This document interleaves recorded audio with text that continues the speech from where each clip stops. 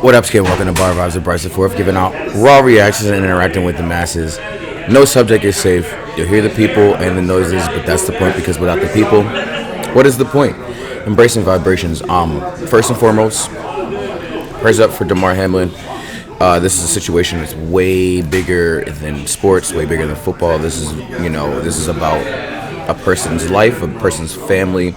I've never seen a stoppage like that. I've watched hundreds of football games, and I've never seen them just be like, "Hey, we just gotta cut this off because this is not about anything other than making sure this young man is safe, that his family knows that he's safe, that we make sure that he's alive," which is wild. The fact that he basically passed away on the field, and shout out to the first responders for being on top of everything and making sure that he had a chance. I saw people bitching about the end of ending the game earlier, like, oh, why didn't they end the game when it happened? The logic is you don't tell people to leave because then everybody rushes out of the stadium at the same time when they need the time to have ambulances and things like that and police escorts to make sure that he gets to the hospital safe. So come on, man, think. I saw the thing a lot today with sports show controversies talking about sports. I mean, that's what they do, and everyone made sure they paid their respects. I mean, that's their job. I get it. I'm glad that they're saying that Hamlin's doing better. It was a wild situation. I just have never seen a situation where the game is just over, and who cares about when they play at this point right now. It's about his life, and that's all that matters. Life is bigger than sports. It really is. Coming from a person who lives and breathes and thinks about sports day in and day out, it's not about that. So prayers up for his family. But we will get into some sports real quick. There were a lot of games this week, and I'm just going to preface this where they were just bullshit. Nobody cared. But I'm still going to talk about them because I got to do that. Of course, Eagles, Saints. Go Birds. I have to say it. But damn. Golden opportunity to go into this week. Already wrapped up. You can rest your players. But nope, of course, things just got to be hard. The game wasn't that like wild as to the point where damn, the Saints are just busting their ass. No, this is a whole nother like when we lost to the Commanders, where you turn the ball over and you're going to get beat. That is for really good teams. That's what's going to happen. If you have control over keeping the ball, and if you don't, you are going to get beat. I get it. It's the backup quarterback, but the other offense is still in the field. Yes, we do have some injuries, but we're playing the Saints. The Saints are not some world beaters. I mean, what was that? The criticism for A.J. Brown being visibly upset is not warranted because the man knows how this offense can operate. And then they asked him the question about Jalen Hurts and what if he was going to be in the game. No, that's not what this is about. It's always next man up. Credit to the Saints for winning the game. They did what they needed to do. They made the plays, and it is what it is. But silver lining is the Giants going into this week, because we play the Giants, the Eagles do. They can't get a better seed. They're the 6th seed no matter what. So do you want to put your starters in and risk getting hurt just to win a meaningless game? I don't think so. They handled the Giants before, and now it's at home. Don't overlook it. Don't overthink it. I'm pretty sure I'm going to say I will give it 95, if not 99, because anything's possible. Shout out to Kevin Garnett. That Jalen doesn't play, but I know for a fact, and I see the man's body language on the sideline, he's going to fucking play. We're talking about a first seed. We're talking about a bye, get everybody healthy, get Lane back, get some key pieces back on defense. Again, credit to the Saints. They're not playing for shit, but they won the game. This is, if you don't watch football, this is a classic trap game, and put their foot in the bear trap, and they got trapped. Hey, listen, it's a new week. Just get it done and call it a day. So, fly Eagles, fly on the road to victory. Niners Raiders. This is my favorite game of the week. Nobody expected the Raiders to just come out and literally give them a run for their money. It was back and forth. Stidham, I was listening to somebody talk about it, where it's like you have a quarterback, like say you have Derek Carr in, and he's he's getting all this money and he's worried about, maybe I'm not living up to expectations. Stidham was like, I don't give a shit. I'm the backup quarterback. I'm just going to sling this thing. And Devontae Adams out there playing free. It was just back-to-back, fourth and fourth. CMC, Christian McCaffrey being CMC. The man's got 1,000 yards since he's got there, and I think it was 9 games. Think about what their offense could have been. The Niners' offense could have been if he had just been on that team at the beginning of the year. They might be undefeated, to be quite honest with you. I'm not even going to lie. And the Raiders, I don't know what. Okay, so I heard this thing where it said Derek Carr, if he is on the active roster February 1st, the Raiders owe him $40 million. And then my homie made a joke. He was like, yeah, because if it was me, I'd have just tripped, fell into the wall, and like, oh, my shoulder hurt, put me on IR. And he went into February on the active roster and got his $40 million. So they're literally not going to pay him, and they're going to trade him. This is a clear, situation where we don't believe that you are the guy going forward, and we're not going to pay you. It's a shitty situation. The Raiders should be ashamed of themselves. But Niners got it done. The overtime, and Stidham showed why he's a backup. The first pass in overtime, he just throws it to the other team. I mean, lofted that bitch up there. And it should have been a pick six, but it wasn't. But they got out of there unscathed. The Niners did. So kudos to them. Packers-Vikings, my third favorite game of this week, because the Vikings are showing you that if they can't keep the game tight, they're going to get their asses whooped. And it shows you in the Eagles game, it shows you in the Cowboys game, and it shows you in this game. Jair Alexander just literally put the fucking clamps on J-Jets, Mr. Justin Jefferson, put the clamps on him to the point where the man almost just destroyed a referee with his helmet. The turnovers back and forth, like the 2 pick sixes. Was it 2 pick sixes? Don't quote me on that. I believe it was, though. I believe it was 2 pick sixes, but it was just back and forth. But on the Packers side, where it's like the start of the game, they recovered the ball on the 2, and they still couldn't get it in. When they're not running it with Dalvin Cook, it is not going to work for this offense, because Kirk Cousins is going to make some fucking mistakes, especially in a game where they are out of reach of the lead. If they're back 2 scores, it's a wrap for them, man. I've seen it happen. Yeah, they got I said it before, where they're 11-0 in games under 7.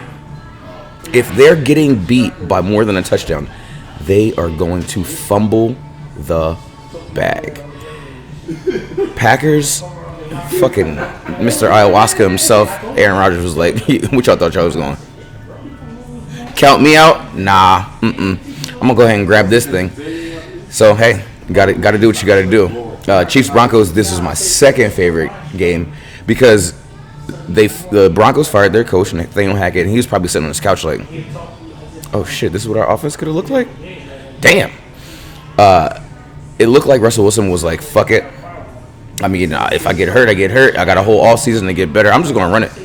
The one touchdown run he had where it was like 3 Chiefs players, and he just dove, and credit to them for not like trying to blow him up, because it was a touchdown, but he had 2 rushing scores where he was just like, fuck it, I'm just running. I don't care. I'm just going to put the team on my back and at least make it seem like, or show people that I want to win. On the flip side, even when the Chiefs were down, I think it was 10-7, I was like, yeah, this is not a thing. The Chiefs are not, they're not in danger of losing anything, as if they would have liked to win this game because of playoff implications. They're trying to get the first overall. And I love the fact that at the beginning of the game, the announcer, he threw to Kelsey, he was like, you're going to see a lot of that. And I was like, you think? That's just how they operate. They got weapons, man. The Chiefs got weapons. I know they got rid of Tyreek Hill, but they got weapons. Jerick McKinnon, that man knows how to run the rock. He had 2 receiving touchdowns, and they were both just textbook. You're not going to beat me to the pylon. You're not going to outmuscle me.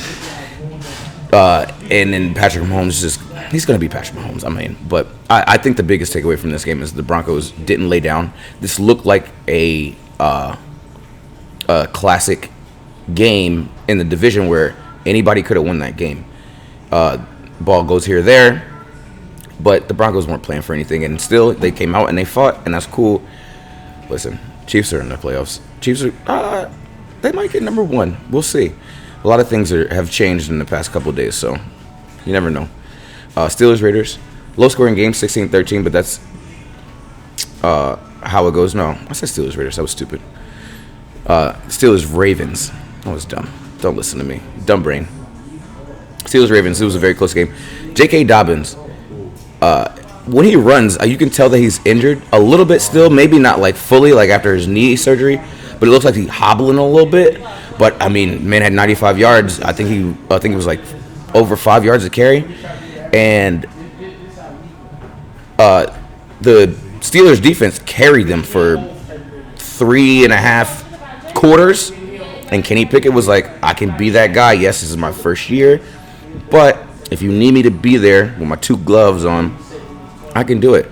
The Ravens defense still very, very good. It's going to be very interesting because they're in the playoffs, and now the Steelers are in the playoffs. They cannot give, and I say they as the NFL, Mike Tomlin a under 500 record. They did their best. The Steelers did their best to just go under 500, miss the playoffs, and nope. Players are playing for him. Great performance on that last drive by Kenny Pickett to NFL young boy Pickens, who I think is going to be a beast in this league for a few years. I mean, it was a defensive game, so there's not much really to say about it. Both teams are in the playoffs, and they could be, or they will be, the other division other than the NFC East, with 3 teams from the same division in the playoffs, which is crazy. Patriots Dolphins. The Patriots, I feel like their fans don't even want to be in the fucking playoffs, and yet here we are in a situation where they very well could be. On the flip side of that, Dolphins are 1-6 in the past 7 games, and I understand it's because of Tua for the most part, kinda. No, for the most part, yeah, because they mismanaged the shit out of his fucking injuries. You put the man out there, the man can't even remember plays. What do you think is going to happen? You're going to lose games. They were in the catbird seat week 7 or 8 and literally just threw it away because you don't know how to say, hey, let's give our quarterback a couple games off. No, they're reeling because they want to be, in the playoffs, as any team does. But because, there's no Tom Brady in their division anymore, and the Bills are good, but they still could have got and still can get, which is really weird, into the playoffs. The Patriots, it's weird because if they don't get a defensive touchdown, or if they don't get, some stops in crucial moments, they're not winning games. Their offense is awful. They were on 3rd and long, like over 3rd and 10, I want to say like 7 or 8 times. And Mac Jones, for all that he's worth, I don't think that he's the guy that can be relied on in late game situations, although he did have some really good long throws. I saw that. I did peep that. Like I said, I don't think that the Pats fans want their team in the playoffs. And I can understand that because this is not a year where you feel like the AFC top tier, you can beat them. You're just going into a playoff game to be like, yeah, we're here. We're happy to be here. Nobody wants to do that, man. That's just dumb. Lions, Bears. This went exactly how it was supposed to go. The Lions came out and decided, hey, we got a chance to get into the playoffs. We started 1-6, and then last week they got their asses whooped. But they didn't let that deter them from the fact that the Bears are tanking. And I'll get to it later, you win a game, you're in the playoffs. After starting 1-6, that is unheard of, and that's coaching. I'll give part of my Coach of the Year vote to Vrabes, because this is getting ridiculous. And I love how it's like winding down to a point where you only got like a handful of teams next week where it's like this means something, and then you got a couple teams where it's like we can ruin your fucking season in a flash.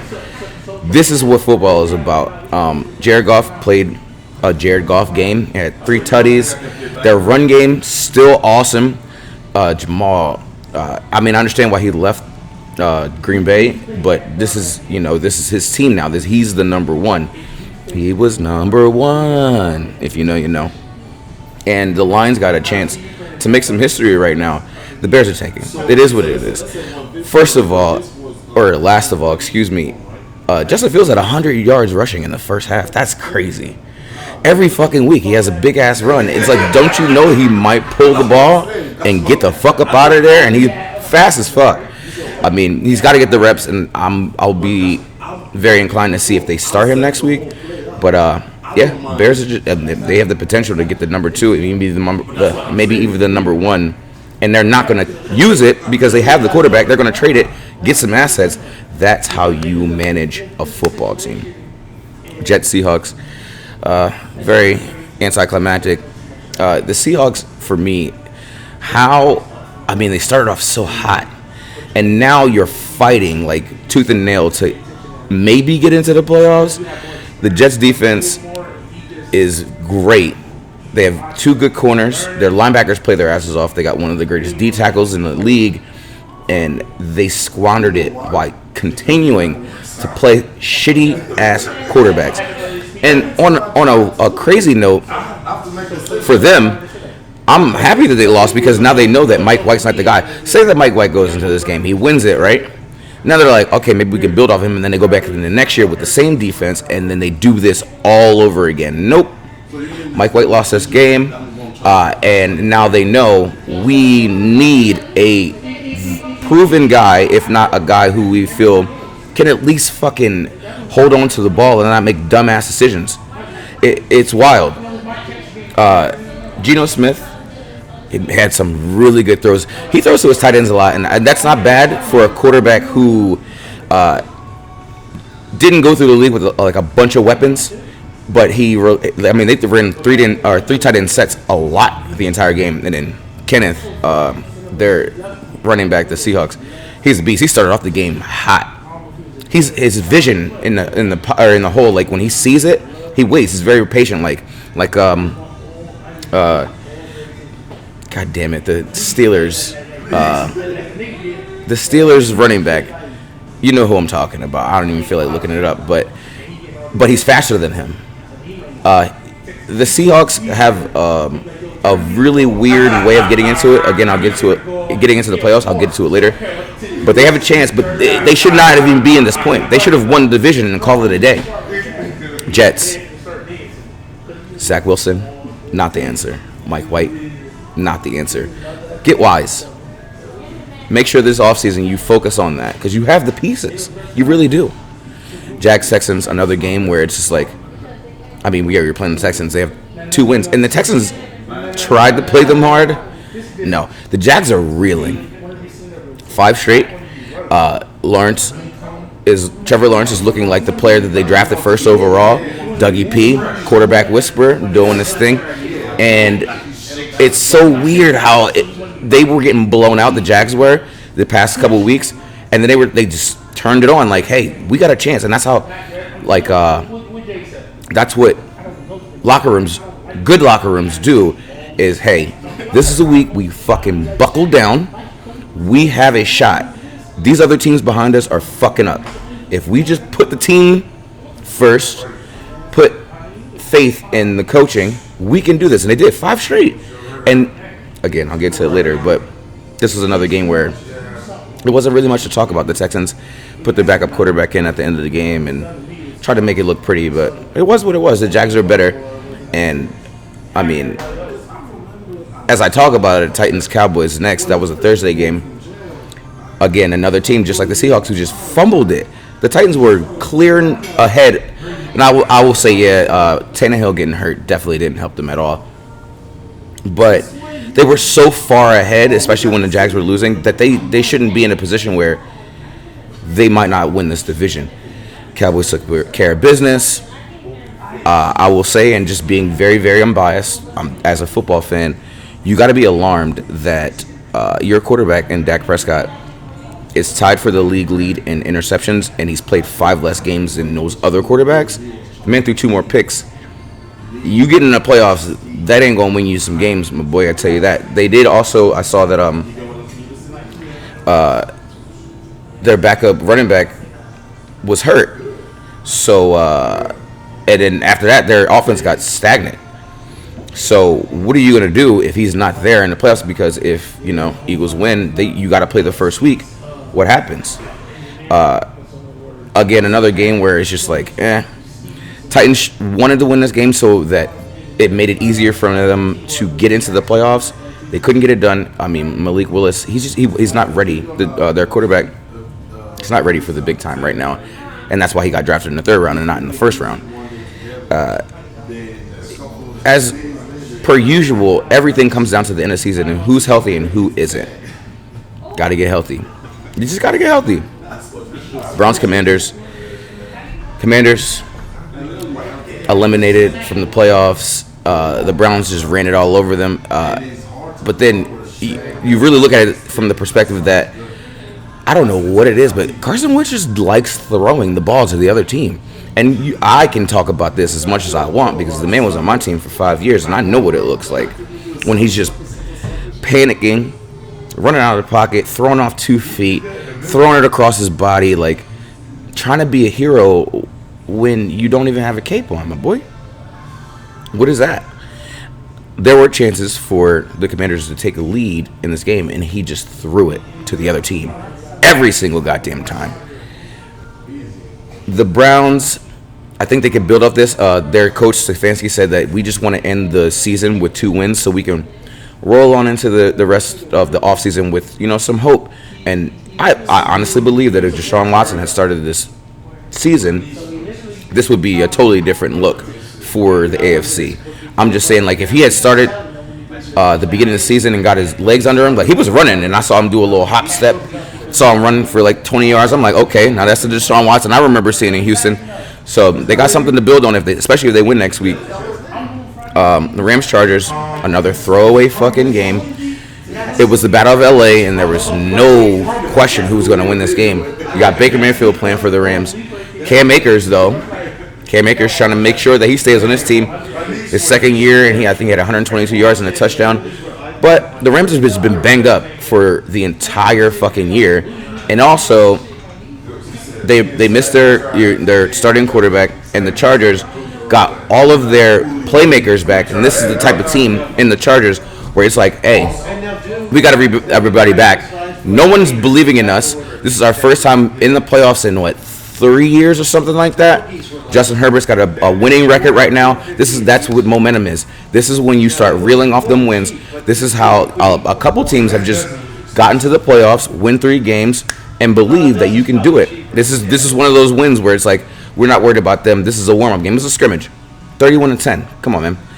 So, it is what it is. Panthers bust this motherfucker. Tom Brady. He's just not going away. He doesn't want to go away. They counted him out for weeks. No. Nope. And yes, this is the Panthers. And the wild part about the thing is the Panthers have a good core. They have a very young core, especially on defense. If they could just, pardon me, if they could just get a solid quarterback, which is weird because Sam Darnold was playing like he was a mobile quarterback. Man was running all over the place. It was a divisional game, and it was a game that what's up, my boy? Didn't really mean anything to the Panthers, and it meant everything to the Bucks. But still, they played them hard. But again, Tom Brady, he looked like he was having fun out there for the first time in a few weeks. I mean, 3 deep-ass bombs to fucking Mike Evans. That man had 207 yards, 3 tutties. Tom Brady said, "You're not keeping me out of the playoffs, especially because I ain't got nothing else to do. Because if I go home, I'm going home to nobody." So, and if you don't think Tom Brady's coming back next year, you're stupid. So, think about that. And this is another game. I don't really talk about it. The Cardinals and the Falcons. It was 19-20. Who cares? Both teams are just out of it. Desmond Ridder got his first win of his career. Congratulations. That's all I really have to say about that. To be quite honest with you. Notable playoff notes. The winners of the Jags and Titans are AFC South champions, which is, again, like I said earlier, wow, because the Titans had it in the bag. And Jags was like, nah, we're not going to lay down. We got it. Duval County is going to turn up if they get a fucking home playoff game. Look out. The AFC North was on the line before the canceling of the game the other day. So, I'm not sure what the NFL is going to do as far as rescheduling. I'm not really worried about that. I'm just saying that was the game where it would have decided who's going where or what seed. So that is what it is. The 7th seed in the AFC is between the Pats, the Dolphins, the Steelers, and the Jags. It's just depends on who wins or who loses this week. But all of those teams could possibly be in. Dolphins, man, I still don't understand how this happened. But again, it's the whole Tua thing. NFC, Eagles win, they're in. 1 seed, bye, as in bye week. And then even if they lose and then the Cowboys or the Niners lose they still get the number 1 seed. Not banking on that. They need to fucking win that game, and I believe that they will. Lions Packers, another win and you're in game, which is crazy because weeks ago you would have not thought that with the way the Packers were losing and with the way the Lions were winning. And now you get Aaron Rodgers in a situation where he could be like, I can win this division and get a home playoff game. And I don't know if you've watched Aaron Rodgers before, but I don't think you want to see that. Just saying. In other news, Liverpool, they lose for the first time to Brentford since 1938, and I said that correctly, 1938. They haven't lost to Brentford in 85 years. I don't know what it was hard to watch, and I'm glad that I didn't have to take off for it. I was already off on Monday, so it was a 12:30 game, and I'm like, well, at least I didn't waste my fucking paid time off to watch them lose to 3-1 to Brentford. Joel Embiid, December Player of the Year in the East for the month. I'm sorry, December Player of the Month in the East. The Sixers went 9-4 in December. He is the most 40-point games in the last 3 years. So shout out to him. I'm going to that game tomorrow. So Pacers against the Pacers, and then again, prayers up for Damar Hamlin and his family. Again, it's bigger than sports. It's bigger than football. It's bigger than anything other than him being healthy and him and his family, knowing that he's safe and that he's going to make it, because that's all that matters, Big ups to the First State. Stay focused and be great. Take a sip. Much love from the kid. Enjoy your day. Enjoy life. You said what you said, and you said what you wanted out of this new year. Be a person of your word. BWBIV.com.